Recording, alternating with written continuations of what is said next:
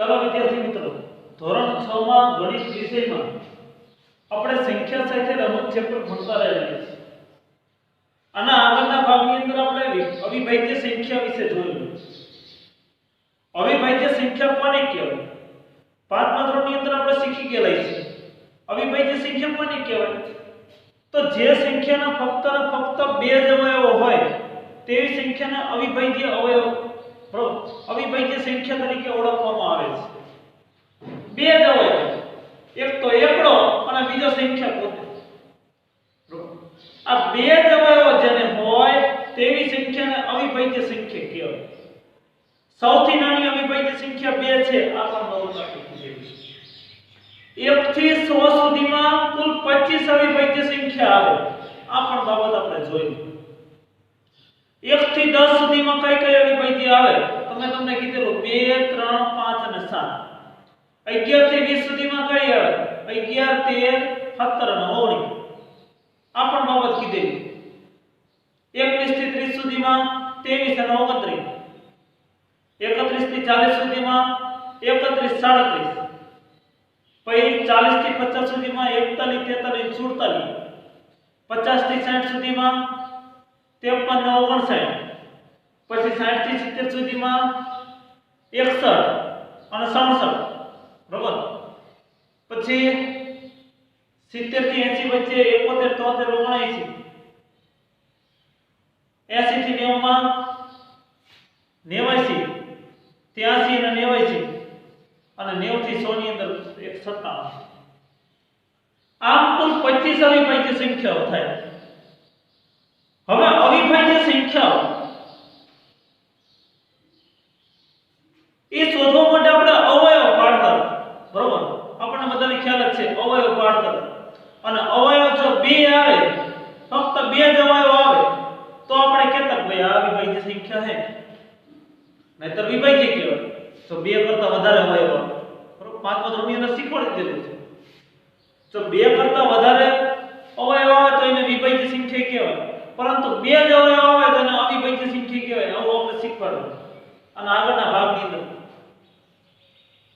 હવે માનો કે તમને તમારે અવયવ નથી પાડવા, તમારે અવયવ પાડવા નથી અને અવિભાજ્ય સંખ્યા ગોતવી. અવયવ પાડવા નથી અને તમારે અવિભાજ્ય સંખ્યા ગોતવી, તો કઈ રીતે? તો અવયવ પાડ્યા વગર તમારે અવિભાજ્ય સંખ્યા ગોતવા માટે ઇરેસ્ટોથેલિસ નામના ગણિતશાસ્ત્રીએ એક સરસ મજાનું વર્ગીકરણ કરી બતાવ્યું. ગણિતશાસ્ત્રી, બરોબર, કે જેના ઉપરથી આપણને 1 થી 100 સુધીની કુલ અવિભાજ્ય સંખ્યાઓ, ક્યાં 1 થી 100 સુધીની કુલ અવિભાજ્ય સંખ્યાઓ પડી. શું નામ છે ગણિતશાસ્ત્રીનું? ઇરેસ્ટોથેલિસ. બરોબર, ઇરેસ્ટોથેલિસ. હવે આ ઇરેસ્ટોથેલિસ ચાલની કઈ રીતે આપણને અવિભાજ્ય સંખ્યાઓ મળે? તો અહીંયા સૌપ્રથમ આપણે એના જે પ્રમાણેના પગલા આપેલા છે, એટલે કે સ્ટેપ આપેલા છે, આ સ્ટેપને તમારે અનુસરવાના છે. એ સ્ટેપ જે પ્રમાણે કામ કરવાનું છે એ પ્રમાણે આપણે કામ કરીએ એટલે આપણને 1 થી 100 સુધીની અવિભાજ્ય સંખ્યાઓ રહી એ બધી અવિભાજ્ય સંખ્યા છે કે અવયવ પાડ્યા વગર પડી. ફક્ત ને ફક્ત તમને બરોબર અવયવી ગોતતા આવડે. અવયવી તો આવડે. આપણે આની પહેલા શીખવાડી દીધું અવયવ ને અવયવી બે શીખવાડી દીધું. બરોબર, અવયવી એટલે ઘડીઓ આપણે લંબાવતું જાવ, ઘડીઓ બોલતું જાવ. બરોબર. હવે પહેલું એક પગલું છે એકની ફરતે ચોકડી કરો. એટલે કે એકની ફરતે ચોકડી કરો, કારણ કે તે અવિભાજ્ય સંખ્યા નથી. બરોબર, મેં તમને કીધું એક રહે એ વિશિષ્ટ સંખ્યા છે, વિભાજ્ય નથી કે અવિભાજ્ય સંખ્યા પણ નથી. એટલે એક જે રહે એની ફરતે ચોકડી કરો. હવે બીજું શું પગલું કીધું? 2 ની ફરતે ગોળ કરો. આ 2 જે રહ્યું એની ફરતે ગોળ કરો.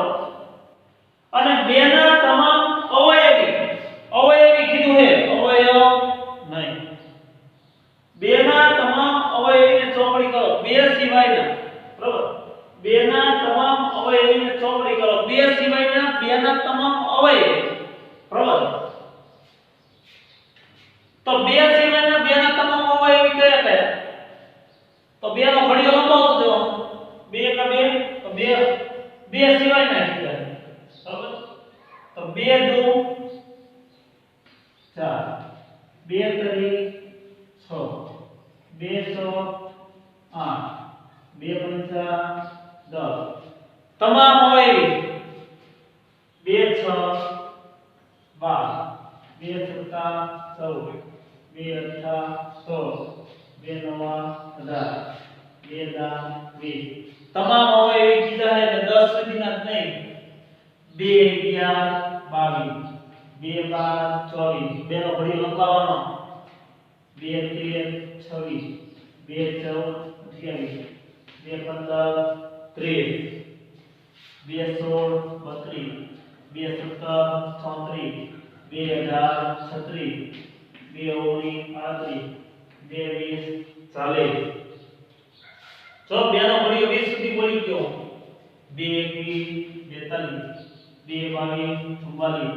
2 22 44 2 23 46 2 24 48 2 25 50 2 26 52 2 27 54 2 28 56 2 29 58 2 30 60 જો બે નો ઘડીઓ 30 સુધી બોલી ગયો 2 31 62 2 32 64 2 33 66 2 34 68 2 35 70 2 36 72 2 37 74 2 38 76 2 39 78 2 40 80 બરોબર બે નો ઘડીઓ 40 સુધી બોલી ગયો 2 41 82 2 45 84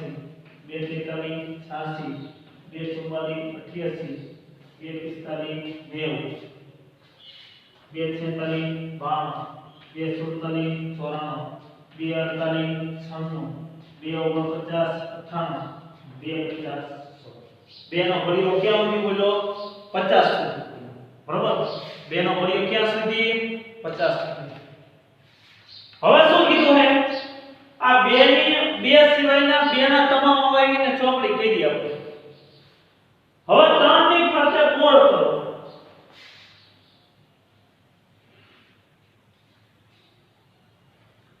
અને 3 ના તમામ અવયવીને ચોપડી કરો 3 સિવાય 3 સિવાયના તમામ 3 ના તમામ અવયવી એટલે ઘડીઓ બોલતું જવાનું અવયવી એટલે ઘડીઓ બોલતું જવાનું બરોબર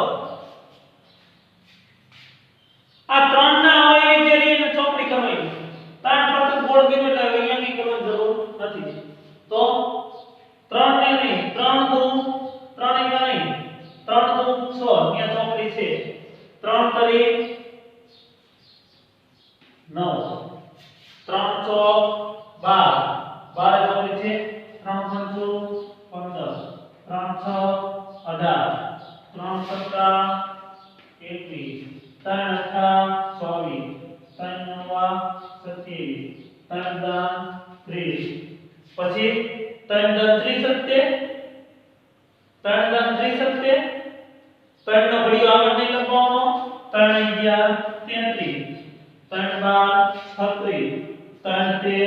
12 36 3 13 39 3 14 42 3 15 45 3 16 48 3 17 51 થાય ને 3 17 51 3 18 54 3 19 57 અને 3 20 60 પછી 3 21 21 63 બરાબર 3 21 3 નો ઘડીઓ 20 સુધી બોલી ગયો હવે 3 નો ઘડીઓ 21 3 21 63 3 22 66 3 23 69 3 24 72 3 25 75 3 26 78 3 27 થાય ને તો 3 નો ઘડીઓ 27 બોલ્યો 27 3 27 81 3 28 84 3 29 87 3 30 90 3 31 93 3 32 96 3 33 99 આ ત્રણના તમામ અવયવી મેં ચોકડી કરી. હવે 5 ની ફરતે ગોળ કરો.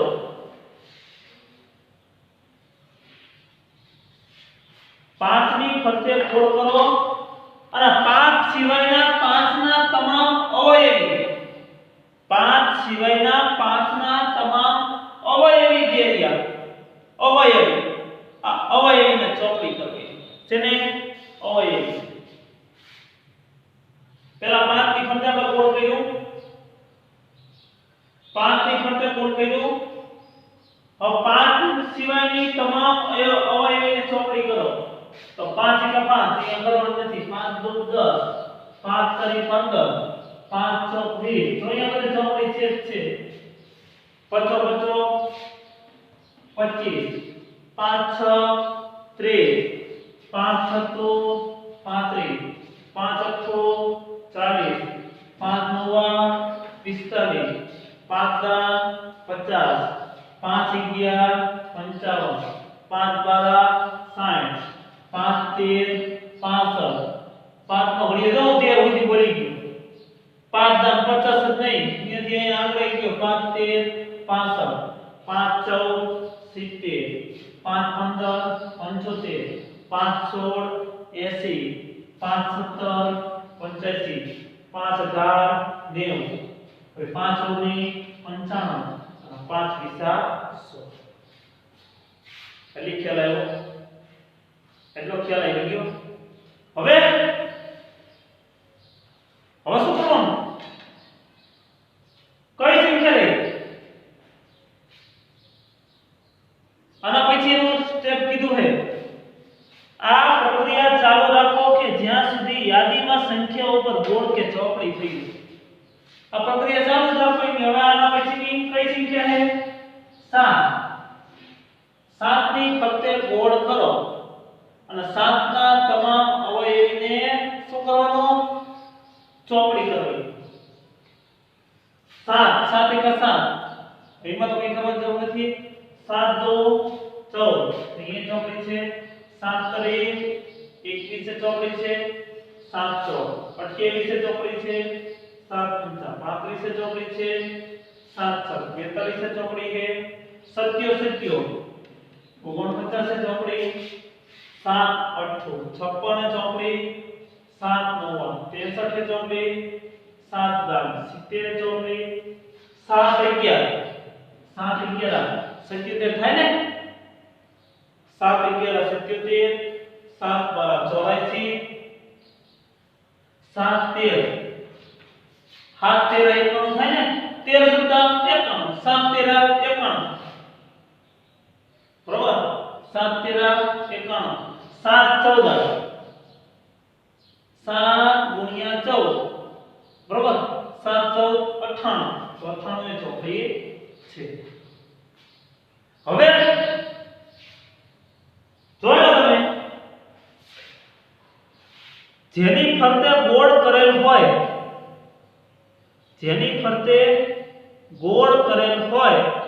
તેવી બધી સંખ્યા અવિભાજ્ય સંખ્યા છે. જેની ફરતે ગોળ હોય બરોબર. તો બાકીની જે સંખ્યા હોય ને એની ફરતે પહેલા ગોળ કરી લેવાનો.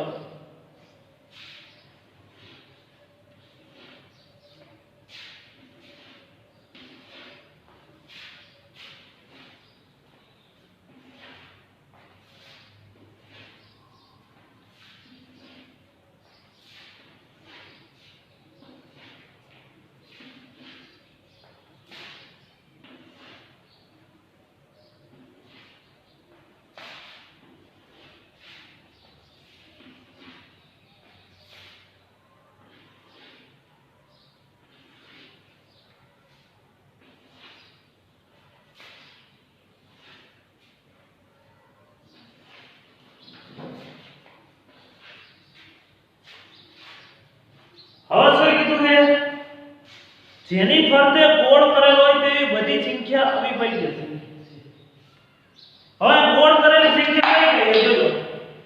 2 3 5 7 81 82 83 84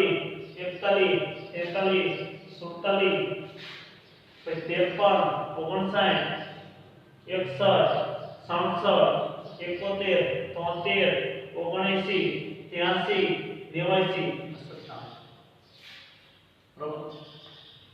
બધી સંખ્યાઓ જે રહી ગોળ કરેલી બધી સંખ્યા બધી સંખ્યા રહી એ કેવી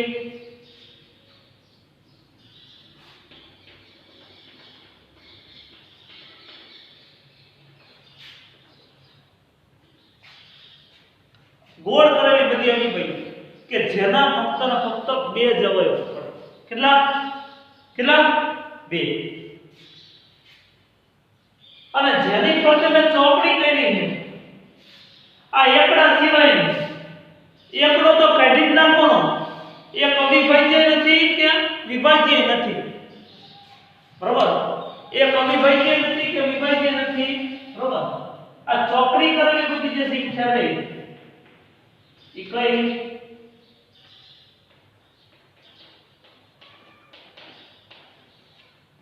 એ બધી વિભાજ્ય. આ વિભાજ્ય સંખ્યાઓ જે રહી એના અવયવો બે કરતા વધારે. બરાબર.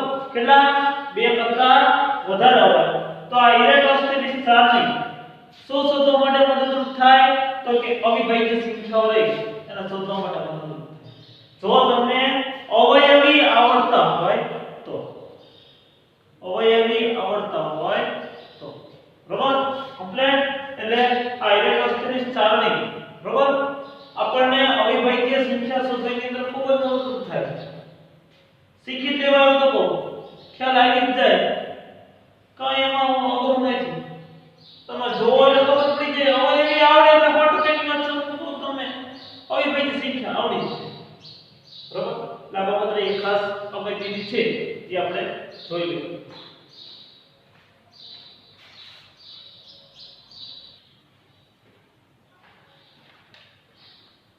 હવે અહીંયાથી આપણે આગળ જોઈએ તો કે વિભાજ્ય સંખ્યા. બરાબર.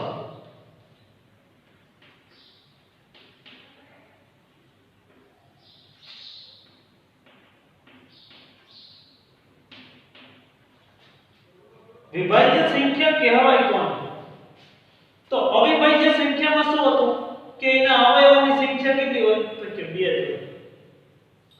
જ્યારે વિભાજ્ય સંખ્યાની અંદર જે સંખ્યાના અવયવોની સંખ્યા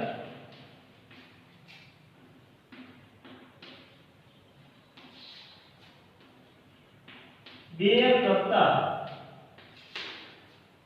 વધારે હોય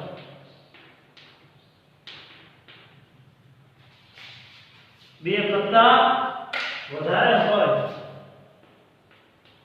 તેવી સંખ્યાને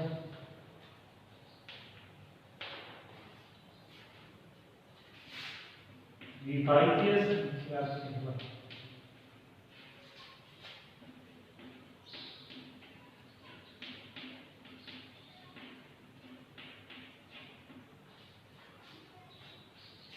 જે સંખ્યાના અવયવોની સંખ્યા 2 કરતા વધારે હોય અવિભાજ્યમાં શું તો 2 જ હોય વિભાજ્યમાં 2 કરતા વધારે હોય તેવી સંખ્યાને વિભાજ્ય સંખ્યા કહેવાય.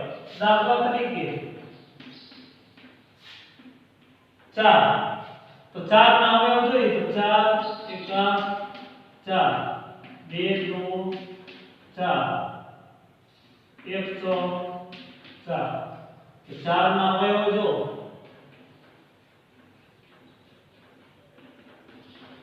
1 2 4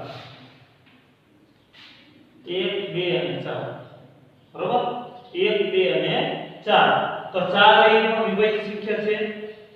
અહીં લખવાનું અહીં 4 ના જો કેટલા અવયવ થયા 1 2 અને 3 કુલ 3 અવયવ હોય છે 4 અહીંયા 4 ના કુલ 3 હોય છે જો 1 2 અને 3 અહીં 4 ના અવયવોની સંખ્યા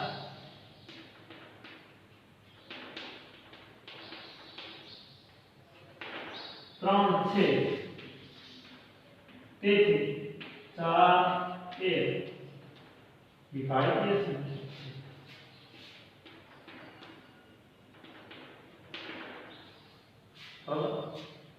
ચાર વિભાજ્ય સંખ્યા અને 4 રહે આ 4 જો એક તો વિભાજ્ય નથી કે અવિભાજ્ય નથી બે રહી સૌથી નાની અવિભાજ્ય સંખ્યા 3 એ અવિભાજ્ય તો 4 જે રહે 4 એ સૌથી નાની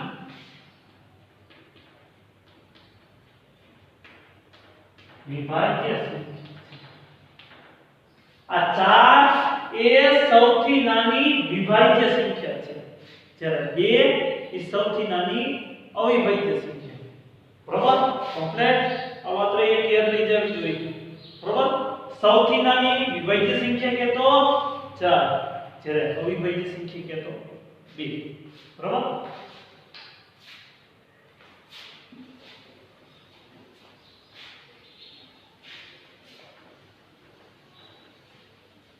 હજી એક ઉદાહરણ આપો તમને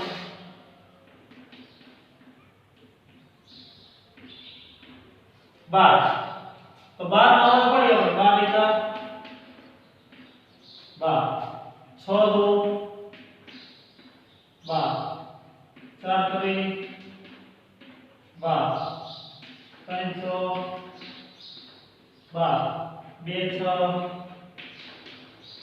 12 અને 1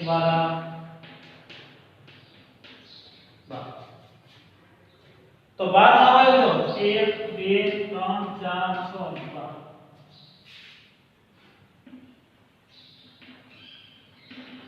1 2 3 4 6 1 2 3 4 6 આ 12 ના અવયવ થયા 12 ના અવયવ તો કેટલા અવયવ છે જોઈ લો 1 2 3 4 5 6 કુલ 6 અવયવ છે બરાબર આમાં બે કરતા વધારે અવયવ એટલે વિભાજ્ય કહેવાય તો 12 વિભાજ્ય કહેવાય છે બરાબર ઘણી બધી વિભાજ્ય સંખ્યા છે એ આપણે ધ્યાનમાં આવી જવું જોઈએ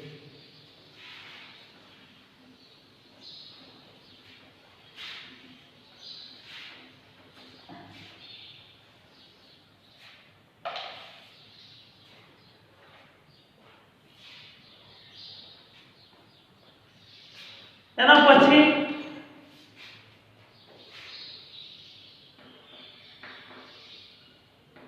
એકી સંખ્યા એકી સંખ્યા કોની કહેવાય જે સંખ્યાના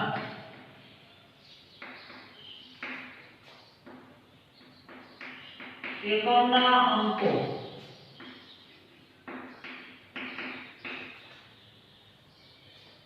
1 3 5 7 અને 9 હોય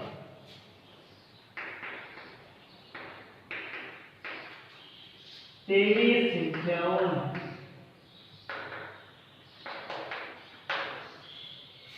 એકી સંખ્યા કહેવાય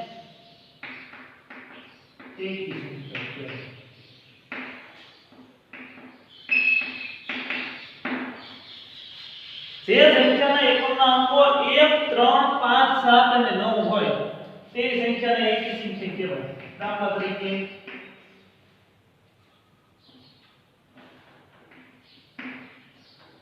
81 એવા છે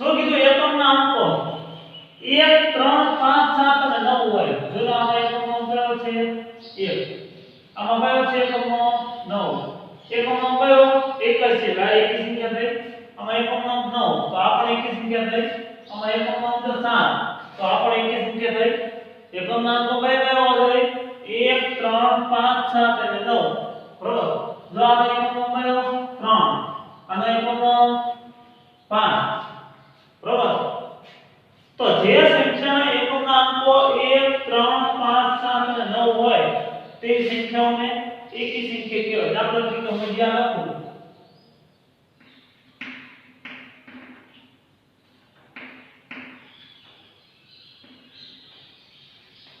तो आनो एकमनो अंक कयो है 9 तो आ पण एकी संख्या થઈ बरोबर હજી એક ઉદાહરણ આપું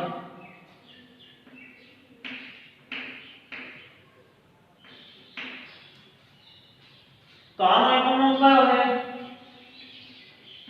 7 तो आ पण एकी संख्या થઈ થઈને એકી સંખ્યા બરોબર તો આપણે ધ્યાનમાં એ જવું જોઈએ કે જે સંખ્યાના એકમના અંકો 1 3 5 7 અને 9 હોય તેવી સંખ્યાઓને એકી સંખ્યા હવે એકી સંખ્યા લઈએ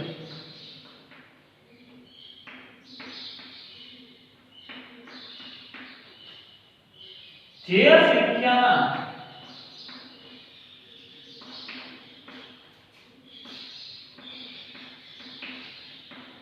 એકમના અંકો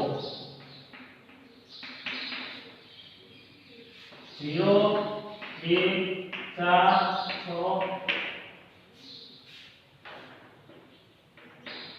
અને 8 હોય તેવી સંખ્યાઓને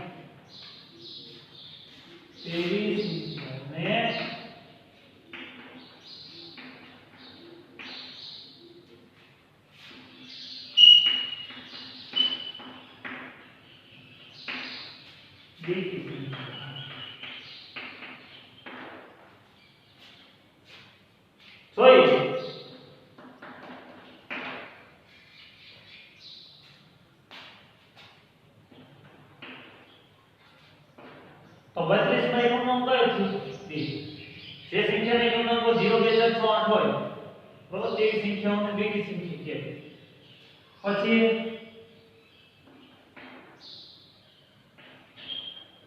પછી જો એકમનો આ 0 2 4 6 8 હોય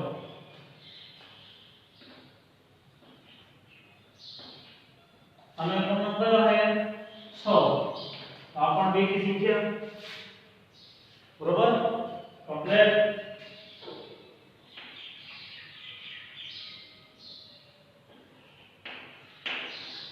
અને એકમનો 4 આ પણ બેકી સંખ્યા कंप्लीट बरोबर બીજી ઉદાહરણ આપું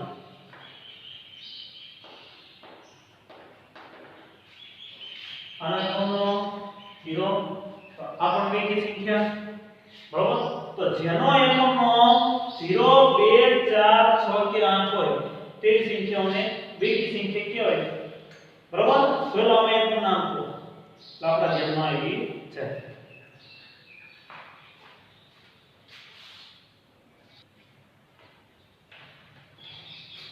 હવે તો લેસનની અંદર આપણે જોઈ લઈએ 11 થી 20 સુધીના ઘડિયાળી કહેવાય અને 1 થી 100 સુધીની અવિભાજ્ય સંખ્યાઓ લખવાની છે કેટલી વાર તો કે હવે 1 થી 100 સુધીની અવિભાજ્ય સંખ્યા આપણે કઈ રીતે લખવાની જો આવી રીતે 2 3 5 7 11 13 17 19 એ જે અલ્પવિરામ કરી બધે બધી સંખ્યાઓ જે રહી તમારે